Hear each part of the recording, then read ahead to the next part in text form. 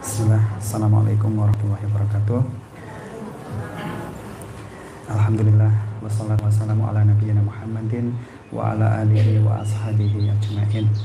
Baik, ayah, bunda yang Allah masih mudahkan untuk tetap bertahan pada kesempatan malam hari ini. Ini katanya sesi diskusi, sesi tanya jawab. Monggo di antara ayah, bunda, barangkali ada yang ingin didiskusikan. Monggo nanti kita saling sharing pengalaman yang ada nggih.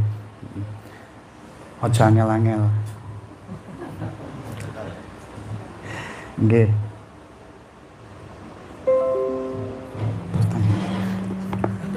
Lewat mikrofon boleh, lewat tulisan juga boleh, silakan. Ini sudah ada yang masuk tulisan.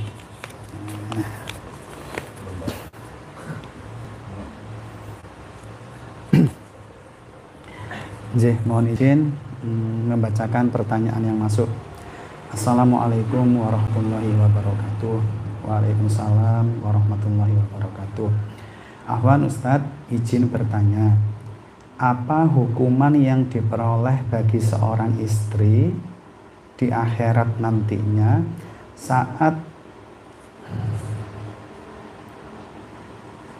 saat hidup di dunia tidak mau menerima suami yang kondisi fisiknya kurang sempurna sehingga kesulitan dalam mencari nafkah, sehingga suami merasa ditindas oleh istri untuk memenuhi kebutuhan sang istri, padahal kondisi tidak memungkinkan atau kondisi tidak memungkinkan untuk mencari nafkah bagi suami. Abote sih Mas, apa sing tanya iki mau? Nggih. Baik. Perkara seperti ini nanti kita kan sudah mohon izin ya. Kemarin saya sama Ustazah Nini, insya Allah nanti dalam pembelajaran kita ke depan kita ada jedanya. Jadi beberapa kali parenting, nanti jeda kita masalah rumah tangga. Nanti parenting kita jeda masalah pemulihan jiwa atau soul healing. Nah, perhatikan, ini hampir masalah seperti ini klasik banget. Salah satu yang menjadi pemicu pertengkaran rumah tangga, kapal rumah tangga itu menjadi oleng, ya kayak gini nih salah satunya. Nah, perhatikan ya ayah bunda. Ayah bunda, jangan terlalu fokus nanyain yang seperti ini. Terus terang, kalau jenengan nanti tanyanya seperti ini, nggak akan selesai rumah tangga jenengan.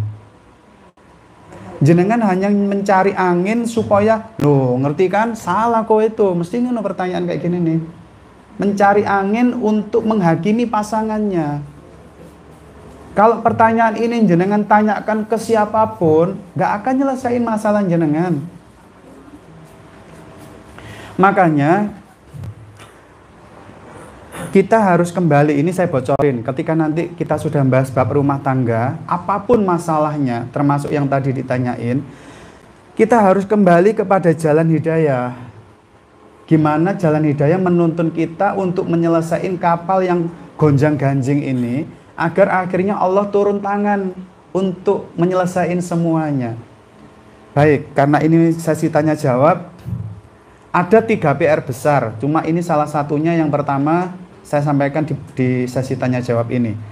Saya bawakan nasihat indah bagaimana seorang ulama di zaman itu yang kita hari ini mengenalnya sebagai Fudail bin Iyad rahimahullah. Fudail bin Iyad rahimahullah. Beliau memberikan nasihat indah banget. Jangan harap problem rumah tangga jenengan selesai, entah itu kaitannya sama perselingkuhan, kaitannya sama turut campurnya mertua dan kakak adik ipar, kaitannya sama ekonomi, kaitannya sama kenakalan anak. Jangan harap selesai dengan berkah kalau jenengan tidak mengambil poin ini sebagai pijakan utama. Apa itu? Guru kita ini, Fudail bin Iyad rahimahullah, memberikan nasihat indah seperti ini.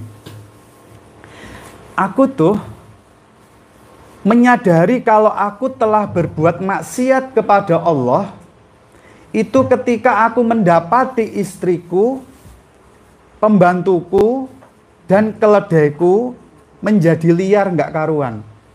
Saya ulangi, saya mau menyadari kalau aku telah berbuat maksiat kepada Allah, itu dari berubahnya perangai istriku, pembantuku, dan juga keledaiku. Saat itu aku bertaubat, menyesal dan bertaubat kepada Allah. Dan saat itu pula perangai istriku yang tadinya banggel dan pembantuku menjadi baik kembali, dan keledaiku yang liar menjadi mudah dikendalikan kembali. Nah, perhatikan kalimat berikutnya. Namun aku seringkali sudah menyesal dan bertaubat kepada Allah, namun istriku tidak kunjung berubah. Pembantuku juga tetap banggel dan keledaiku juga tetap liar. Saat itulah aku betul-betul sadar bahwa taubatku belum diterima sama Allah. Dan saat itu aku terus DP menggencarkan taubatku. Sampai aku merasa yakin taubatku diterima, tampak dari berubahnya istri, pembantu, dan keledaiku.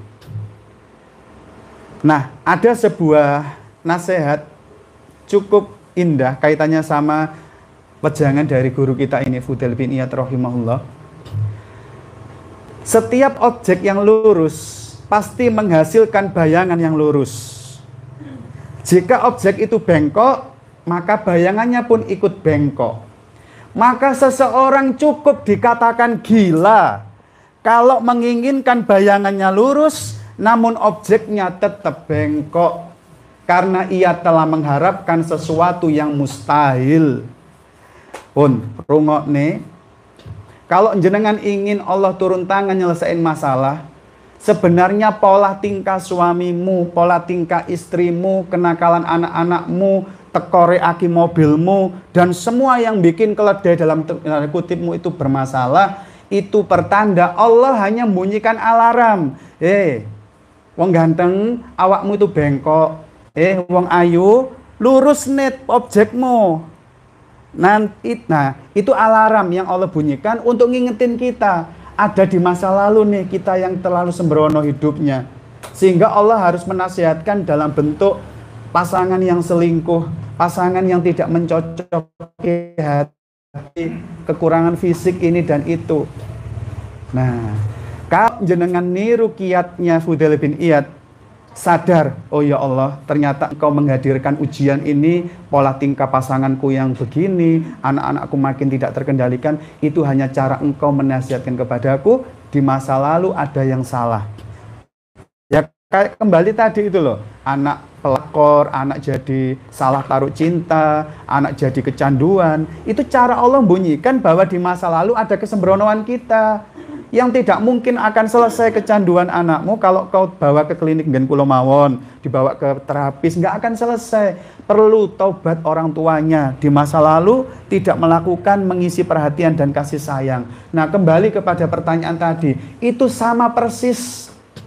Kalau kau menjumpai sesuatu dalam rumah tanggamu yang bikin hatimu sesek, maka bimbingan agama ini menginginkan tengok diri dulu. Itu berarti bayangan yang bengkok nggak mungkin terjadi dari objek yang lurus. Maka tugas kita yang pertama, introspeksi diri.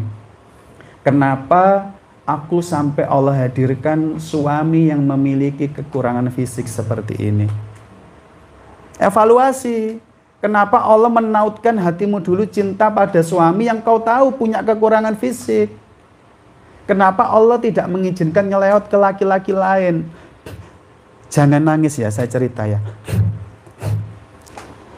Beberapa kali kasus saya nangani teman-teman yang diuji, mohon maaf tidak menyinggung siapapun, hanya membuat jenengan ngeleler. Yang diuji anak berkebutuhan khusus contohnya. Jenengan punya tetangga anaknya berkebutuhan khusus, sebagaimana santri-santri kami, ada yang autis, Down syndrome, speech delay, ADHD dan lain-lain. Nah, saat itu jenengan itu mau wangkel atine. Ya apa sih arek iki bentole ngiler mesti jembek aku. Duwe tangga kok kayak ngene. Perhatikan. Perhatikan, jangan nangis. Kalau jenengan tidak segera bertaubat dari kebencian itu, jangan harapkan jenengan meninggalkan kehidupan ini sebelum diuji dengan keadaan yang serupa. Jenengan akan diuji, Allah hadirkan dari rahim jenengan anak-anak berkebutuhan khusus yang dulu pernah kau sangat membencinya. Nanti tiba saatnya saya akan sampaikan dalil-dalilnya, dan hasil penelitian kaitannya sama vibrasi otak. Ketika kebencian itu muncul, balik itu, nggak akan balik ke orang lain. Sama halnya ketika, Ustadz, kenapa anakku ini sudah gede, udah balik, wis SMP, Ustadz, kok arek cilik ae penggaweane dulinan ae, gak ngerti penggawean. Setelah kita diagnosa, ternyata di masa lalu umiknya sering banget bilang, ketika anaknya mainan gitu ya, pulang taklim, mesti ngetu terus begini, ayo terus no, dadi arek cilik terus, enak ya, gak ngerti gawean, dulinan ae. Nah, ambiar jenengan nanti kalau terus mengucap pola seperti itu yang akan menjadikan kata sesadahan, ungkapan seperti itu, komentar seperti itu yang berangkat dari hati yang bedodok, yang mangkel, maka akan ditunggangi setan untuk menyelesaikan target komentarmu tadi. Hati-hati, itu nanti syarat taubatnya orang tua betul-betul, ya Allah, hamba betul-betul dipeluk gitu ya anaknya ya, ya Allah, hamba bertobat ya Allah atas semua label-label negatif, komentar-komentar hamba yang buruk untuk hamba ya Allah. Hamba bertaubat ya Rabb, hamba cabut semua komentar-komentar buruk ini ya Rabb. Setelah taubat, yang kedua berlepas diri. Ya Allah, aku berlepas diri, please, aku berlepas diri banget kepada semua setan yang pernah hadir menyertai komentar-komentar burukku ini.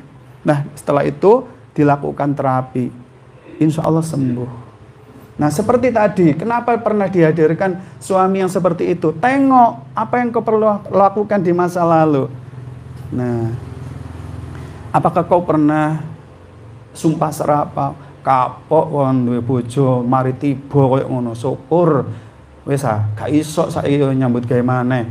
Pernah sangat benci banget mengomentari teman yang mungkin utangnya gak bayar-bayar gitu nggih. Tapi komentar itu berangkat dari hati yang mendodok. Hati-hati. Nanti kalau jenengan sudah paham dalil dan hasil-hasil penelitian, wedi Bu, nangis jenengan sampai seperti itu. Nah, itu yang harus ditaubati pertama bagi ibu. Ya Allah, hamba bertobat kalau di masa lalu hamba pernah memiliki kebencian, memiliki kedengkian terhadap suami-suami teman hamba, sehingga Engkau hadirkan ujian ini kepada hamba untuk bisa merasakan bagaimana seorang istri ketika diuji seperti ini. Ya Rob, beri aku kesabaran sampai ujian ini Kau anggap cukup untuk menebus semua keteledoran hamba. Kalau jenengan tidak sanggup memanen buah pahit itu, nggak ada orang lain yang siap itu. Jenengan yang nabur kalau di masa lalu. Kalau jenengan memulai menata rumah tangga dari konsep jalan hidayah seperti ini, Allah yang akan turun tangan nyelesain kondisi fisik yang kurang baik, akan Allah hadirkan pertolongan dari orang-orang yang peduli. Nah, indah banget, sehingga kita nggak banyak permasalahan. Nah itu nggih, jadi tolong kapan-kapan kalau ada pertanyaan seperti ini jangan diulang, nggih, nggak ada gunanya, nggak nyelesain pertanyaan seperti itu.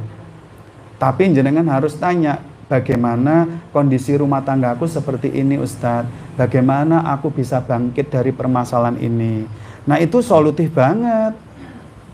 Kalau jenengan, Ustadz tolong jelasin apa hukuman bagi seorang istri yang nanti itu, udah. Jangan, itu nggak nyelesain masalah ya. Ayolah kita bangkit dari semua kesalahan-kesalahan kita di masa lalu untuk ditata ulang, ya. Oke, yang lanjut yang lainnya silakan.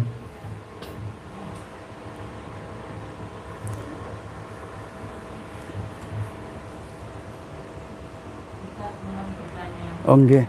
Sampai seberapa kesabaran kita untuk selalu nuturi anak, untuk selalu sholat anaknya sudah dewasa dan apa ya, untuk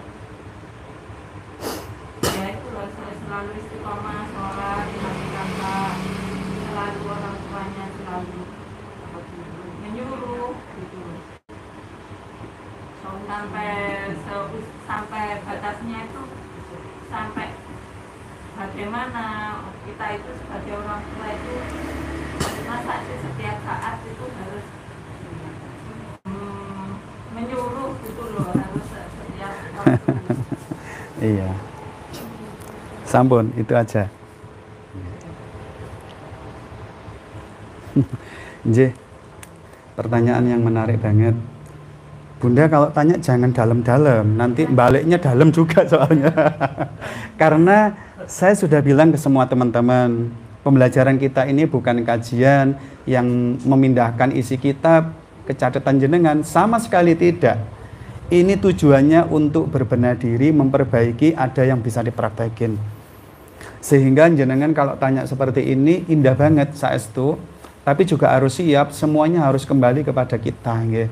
Jadi yang pertama, kalau nanti menemukan anak-anak tuh, aku tuh sebenarnya capek Ustadz, masa setiap belajar selalu ngingetin, setiap ke masjid selalu dicerewetin, apalagi kalau bangun subuh itu Ustadz, kalau nggak ngundang pemadam kebakaran itu nggak bangun-bangun. Nah perhatikan, ada dua sisi yang perlu diperhatikan. Satu, itu pertanda kuat bahwa anak-anak itu di dalam jiwanya sudah muncul yang namanya sentimen suara. Apa itu sentimen suara? Yaitu kita selaku abi dan selaku umi di masa lalu, itu pola komunikasi kita, interaksi kita itu terlalu sering melukai jiwa anak. Entah dengan marah-marah, mencela, menghakimin, menghukum, judes, jahat, dan macam-macam. Sehingga sampai suatu saat gudang jiwa anak itu udah dipenuhi luka. Dan anak nggak sanggup lagi bertahan gudang jiwanya. Nah sejak saat itu muncullah yang namanya sentimen suara. Artinya apapun pesan yang disampaikan oleh orang tuanya, abi sama umiknya, udah nggak mungkin lagi bisa diterima. Meskipun dengan bahasa dan cara yang lembut sekalipun. Kenapa? Suara abi dan umiknya di masa lalu yang begitu sering melukai sudah terlanjur tersimpan sebagai sentimen suara. Mas, Ais, ayo Pak Ondo, ini lo mau adzan maghrib nang mandi po, muter nang ngarep. Nanti dikejar nang ngarep, Ais, ayo talana, masuk umi terus cerewet. Ini lo sudah mau adzan, muter teng kamar HP-an. Nah, itu cirinya. Dan uniknya ketika Pak D-nya datang, Dek, ono apa sih kok rawame Mbak Ais? Itu loh, ponakanmu itu loh, mosok ket mau dikona, dosa muter-muter gak ngenekno. Pak D-nya cuma ngomong sekali, Ais, ayo Pak Ona, yang mandi ayo. Ini loh, umikmu gak marah-marah. Nggih Pak D, klutuk, mandi. Ayo kenapa coba? Itu pertanda suara Pak D-nya belum tersimpan sebagai sentimen suara. Itu yang membuat orang tua, Ustadz, aku ki pegel Ustadz, masuk bendino cerewet ae. Sing nglarakne atiku Ustadz, tapi nek dituturi Pak D-ne manut, diomongi gurune manut, diomongi kancane manut. Ndak usah nyalakan siapapun, Pak. Ini yang namanya sentimen suara. Nah, satu, dari sisi situ, kenapa kita sulit bangunin subuh, sulit ngajak anak ke masjid, sulit ngajak anak belajar, karena ada sentimen suara. Berarti kalau ini yang menjadi penyebab, nanti mau teknik tarbiyah pendidikan model apapun, jangan harap bisa makclep dan cespleng. Tidak mungkin. Tugas penjenengan yang pertama, meruntuhkan tembok sentimen suara ini. Nah, ini yang nanti akan kita bahas di pertemuan mendatang, kaitannya membangun kedekatan, yang lantaran itu sentimen suara akan roboh. Nah, sejak saat itulah nasihat kita akan digugu sama anak. Nggih. Nah, penyebab terbesar gagalnya dakwah di dalam rumah tangga kita, Pak, Bu, itu karena sudah ada sentimen suara ini. Sehingga nasihat kita nggak lagi didengar, omongan kita itu masuk telinga kanan, keluar telinga kiri. Nah, ini hati-hati. Ya. Terus kemudian, untuk sisi yang kedua, tadi sisi yang pertama ada sentimen suara di dalam benak anak. Terus kemudian yang kedua, Bunda, coba dievaluasi dulu. Apakah anak itu angel dituturi itu untuk kasus tertentu apa hampir semua kesehariannya? Kalau misalnya diminta nyapu masih berangkat, diminta bantuin masak masih budal. Cuma angele itu cuma kalau waktunya belajar misalnya nggih, atau khusus waktunya ke masjid. Nah, kalau sulitnya itu hanya pada kasus-kasus parsial kayak gitu, tidak keseluruhannya, itu berarti misalnya kita ambil contoh nambah hafalan Quran lah. Itu nggak mau, tapi kalau untuk yang lain mau. Itu pertanda hafalan Quran di benak otak anak, di sistem neurologi anak itu sudah negatif. Itu seringkali efek dari orang tua tidak ngikutin jalan parenting di atas jalan hidayah saat memutus kesenangan anak. Contoh anak lagi mainan ngegame Mobile Legend, ngegame apapun. Terus kemudian ibunya datang, abinya datang, "Mas, kamu itu loh di jar-jarnya kok tambah ngelama aja, HP-an aja dari tadi. Kamu itu nggak ngerti waktu. Udah mana?" Disewabut gitu HP-nya. "Udah mana HP-nya? Udah sana ke masjid." Atau mohon maaf, dicabut, "Udah sana ambil Qur'annya, belajar." Nah, perhatikan, ini sangat sembrono. Agama kita tidak pernah menuntunkan untuk memutus kesenangan anak secara brutal. Tapi ada SOP yang harus diikutin. Sehingga saat itu terekam di dalam memori anak di sistem neurologinya itu, baca Quran itu, hafalan Quran itu memuakkan. Gak seneng aku. Kenapa? Karena dia selalu hadir untuk memutuskan kesenangan anak dengan cara yang brutal. Nanti ada dalam sebuah hadis yang diriwayatkan oleh Imam Bukhari, saya ceritain di pertemuan mendatang, singkatnya begini. Supaya tidak terjadi seperti itu, maka ketika anak mainan game, cara memutus kesenangannya itu nggak boleh brutal. Ikuti Rasulullah. Kita praktekkan zaman kekinian. Nanti syarat pertama, ibu harus hadir masuk dalam dunia anak.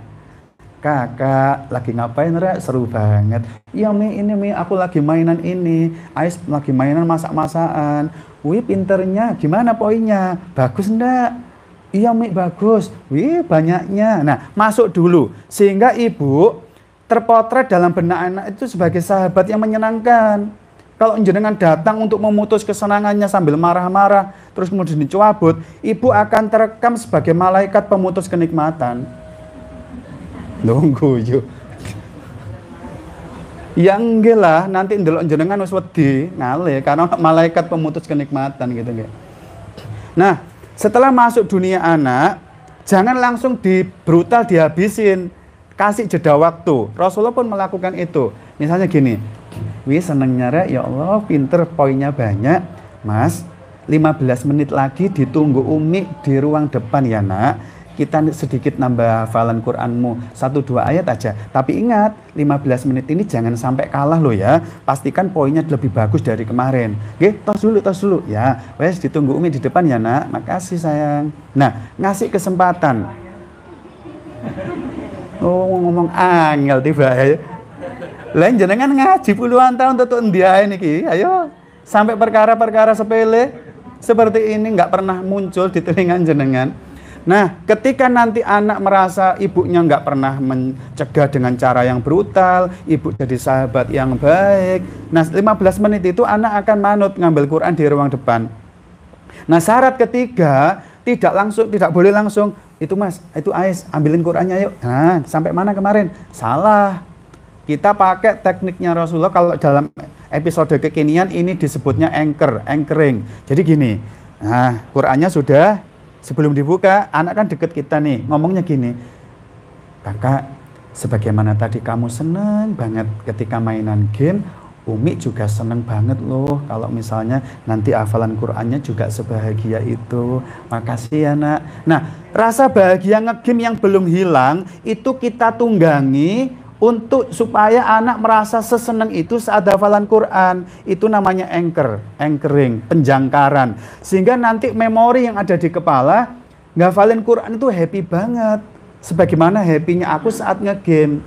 Nah, kalau seperti itu, nanti anak tidak akan sulit ketika mau dibangunin subuh. Kalau itu kasusnya parsial bangunin subuh, atau ngaji, atau ke masjid. Nanti kalau abinya ngajak ke masjid juga gitu. "Kakak, sebagaimana kamu tadi senang banget saat mainan Mobile Legend, Abi juga senang banget sayang ketika kamu sebahagia itu ngancani abi ke masjid. Makasih ya sudah jadi anak yang baik. Barakallahu fikum. Nah, wes saged. Kok ketenggangan sih, Bu? Ayo bangkit, kapan lagi sisa umur kita diperbaikin. Nah, ini semua ada dalilnya, ini hanya penerapan kekinian. Masya Allah, indah banget kalau dioncei seperti ini ya. Nah, pun ada lagi yang ditanggletakan Bapak sama Ibu.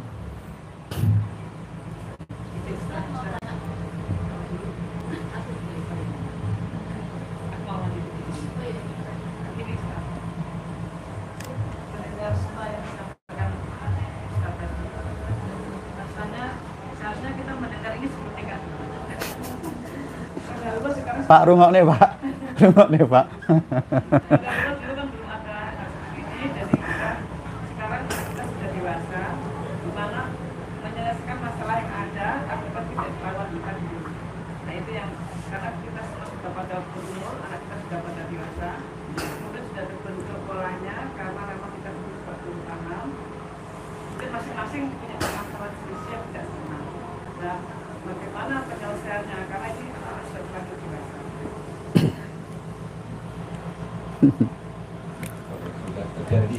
Angel-angel pertanyaan wong kene iki.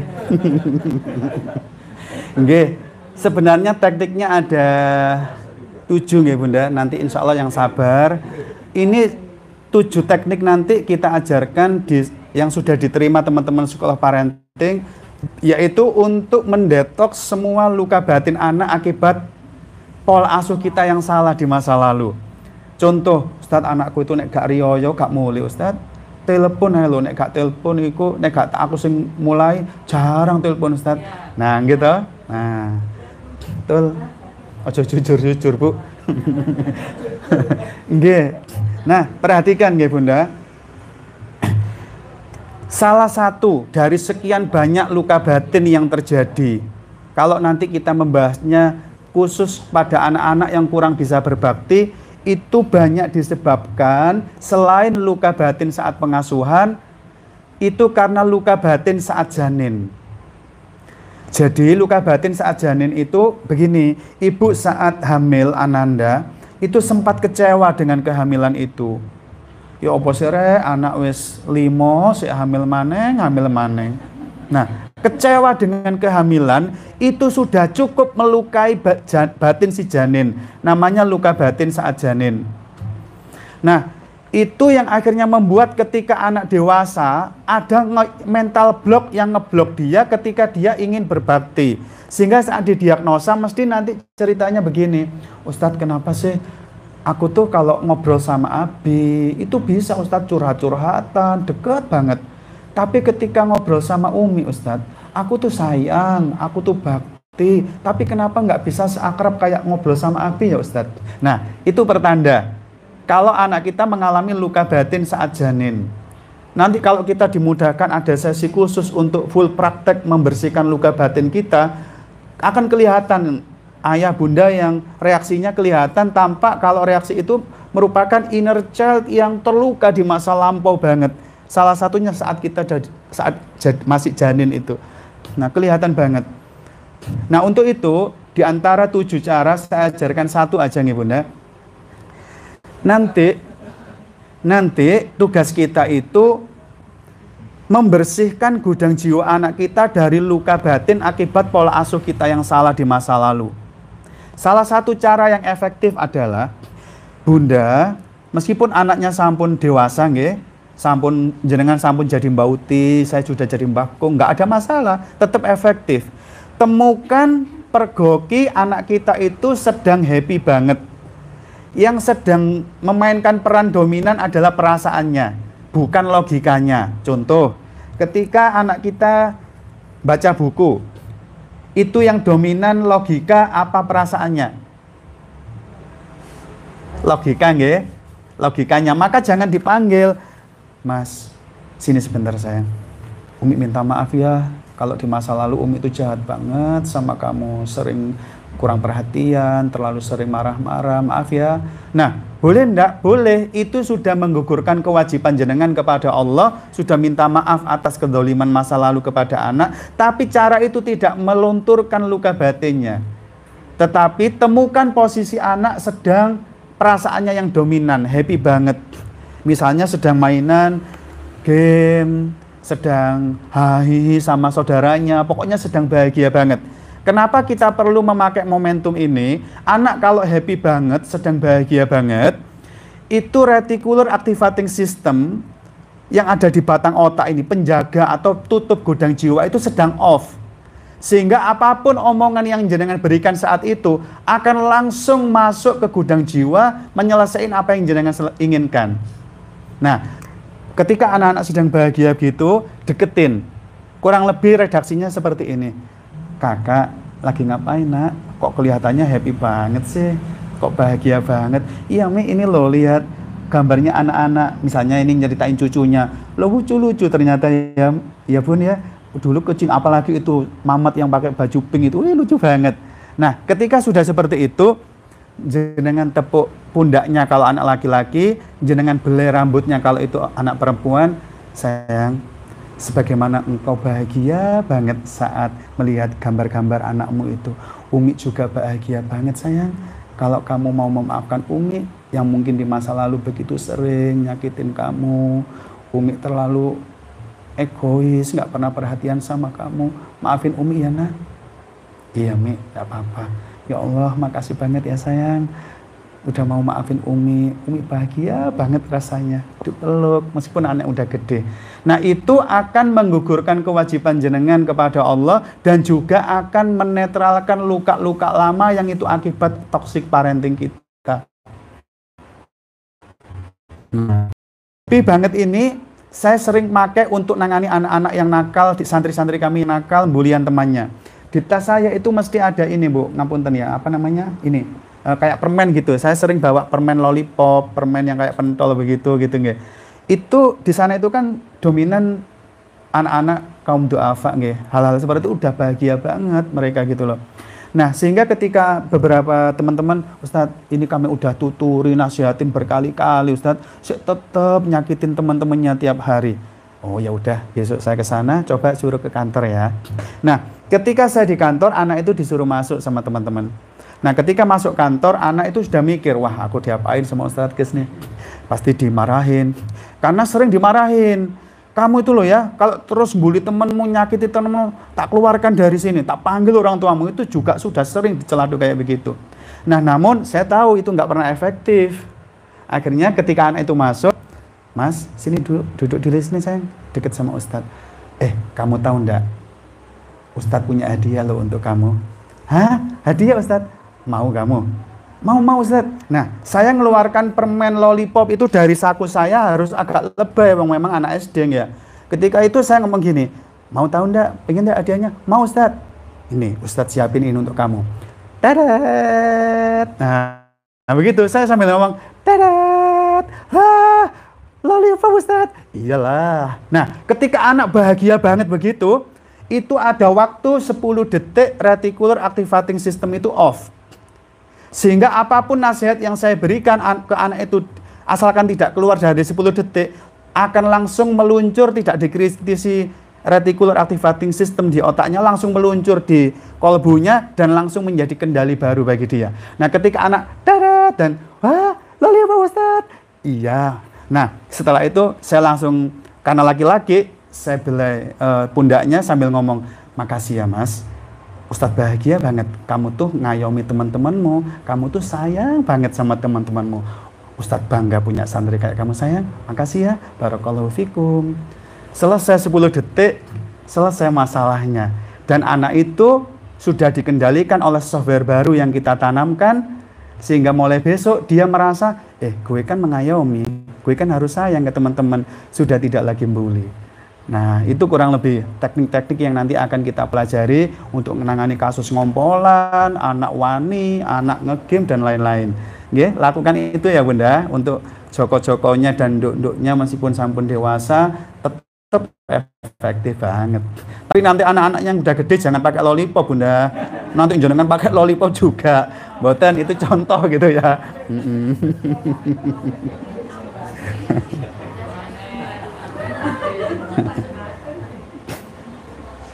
Nggih, tasih wonten? Sampun cukup. Oh, satu lagi. Nggih, monggo.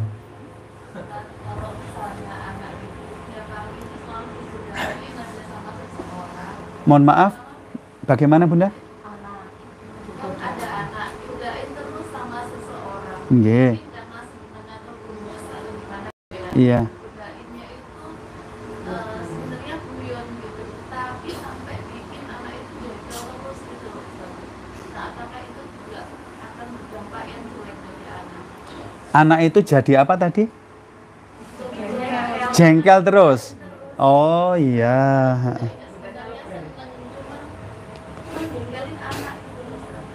Nggih. Baik. Hati-hati.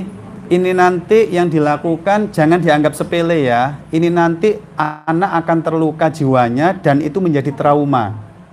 Dan itu akan mewarnai jiwa femininnya. Kalau yang ditanyakan tadi cewek, anak cewek ya. Oh, anak cowok digodain cewek. Digodain orang dewasa. Nggih, cowok ya, anak kita cewek nggih. Oh, anak kita cowok digodain wanita dewasa. Digodain bapak sama bapak. Oh, begitu. Iya. Maksudnya ini anak laki kita digodain bapak-bapak tetangga misalnya gitu ya. Anaknya usia berapa, Bunda? 9 tahun. Oh, 9 tahun. Alhamdulillah masih muda untuk diterapi. Jadi gini. Hati-hati. Kalau ada candaan-candaan, maksudnya tetangga tuh bercanda, tapi anak merasa nggak nyaman ya, anak merasa nggak nyaman. Nah itu nanti bisa menjadikan anak itu dua hal, satu fobia keramaian, dan yang kedua social anxiety, kecemasan sosial. Jadi gini, kalau anak kita pernah dilukai di depan umum, entah itu di depan temannya, di depan tetangganya, di depan Pak D-nya, di depan adiknya, itu nanti akan membuat anak fobia keramaian kalau dilukai di tempat umum. Sehingga anak itu cirinya, ayo anak-anakku sekalian, siapa yang bisa menjawab, ayo 4 kali 2 berapa, ayo angkat tangan. Nah anak kita tuh ngerti sebenarnya jawabannya, tapi sekedar angkat tangan aja itu udah nggak mampu, nyalinya nggak ada, itu ciri fobia keramaian. Nah karena apa? Dia pernah anak menerjemahkan godaan itu diolok-olok, dia malu banget. Dan itu perkara serius. Banyak di antara ibu-ibu ini yang harus pegang mic itu dengkulnya tatapan, tok, ngojer gitu ya. Keringetik keluar jagung-jagung. Itu rata-rata di masa lampau, dia pernah dipermalukan, dilukai jiwanya di depan umum, dan sampai setua ini belum didamaikan. Itu rata-rata anak-anak yang tumbuh dalam bentuk fobia keramaian. Nah, kalau kita sudah ngomong social anxiety, lebih ngeri lagi. Nah, itu. Jadi, jangan dianggap sepele kalau Bunda mendapatkan anak seperti itu. Bahaya banget dunia akhiratnya. Nanti anak kita mondok 6 tahun itu disuruh adzan. Kakak, ayo nak, mumpung pulang, ayo kamu yang adzan. Bukan anak nggak hafal lafaz adzan, tapi keringetan itu yang bikin grogi, masalah besar itu. Oke. Nah, untuk itu yang perlu dilakukan Bunda adalah reframing dan juga forgiveness. Itu bahasa teman-teman soul healing. Reframing itu memaknai ulang peristiwa traumatis anak yang diolok-olok orang dewasa itu, dimaknai ulang dengan makna baru yang lebih positif, yang dengan mengingat itu anak-anak itu nggak sedih lagi. Contoh, dalam agama kita banyak banget Allah memberikan agenda reframing ini. Salah satunya kalau untuk anak-anak itu yang paling saya suka itu gini. Kakak, kok kelihatan sedih sih? Ada apa sayang? Iya Bi, tadi itu loh, Pak itu loh, tetangga itu loh Bi, selalu olok-olok aku, gendut-gendut. Kamu itu kayak Doraemon atau apa gitu ya. Nah, reframing itu memaknai ulang. Jadi begini, sayang, sebenarnya Abi itu juga ingin marah kalau kamu diperlakukan kayak gitu sayang. Abi itu marah, jengkel kalau kamu dikata-katain kayak gitu. Namun, nah kata berhubungnya namun sejak malam ini Abi tahu ternyata Allah mengizinkan kamu direndah-rendahin, diolok-olok, diomong-omongin gitu karena Allah sedang mempersiapkan kamu agar kamu bertumbuh sayang menjadi anak yang kuat, anak yang tegar, anak yang dewasa. Yang sabar ya nak, itu pertanda Allah mempersiapkan kamu. Ketika kelak kamu nanti dewasa, kamu akan dipakai Allah untuk bermanfaat di tengah umat ini. Nah itu reframing. Nanti kalau sudah masuk bab ini akan saya sampaikan bagaimana agama ini begitu banyak ulama-ulama kita memberikan arahan terkait reframing ini. Adapun forgiveness, jadi kalau anak trauma, mboten pareng hanya memaafkan orangnya, tapi kejadian traumatisnya harus dibingkai ulang seperti tadi. Nah kalau sudah anak menyadari, oh iya ya Mi ya Allah ya wes aku seneng banget Mi, alhamdulillah aku sekarang itu nggak gampang marah Mi, aku kuat sekarang, alhamdulillah. Nah setelah di reframing, orangnya di forgiveness, dimaafkan, kurang lebih begini, sayang Umi itu sedih sebenarnya kalau lihat kamu pulang dalam kondisi gini, habis dimarahin bapak-bapak itu, habis diomongin ini dan itu, dibilang Doraemon juga marah sebenarnya sayang. Namun setelah malam ini Umi tahu ternyata tetangga kita yang suka olok-olok kamu tuh hidupnya sedang tidak bahagia sayang, hidupnya sedang dipenuhi derita luka batin, makanya dia berperilaku jahat seperti itu. Maka kamu jangan membencinya ya nak ya, orang itu sedang tidak bahagia loh nak. Ayo, orang setidak bahagia itu pantasnya dibalas benci apa dikasihani? Ya iyalah, udahlah itu receh banget. Ayo maafin ya, orang sakit jiwa itu, kamu anaknya Umi yang berharga loh.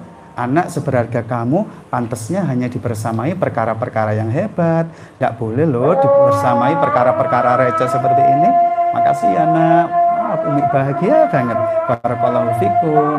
Nah itu kurang lebih supaya traumanya itu tidak menjadi luka batin yang ada di gudang jiwa dan membuatnya jadi fobia keramaian nantinya.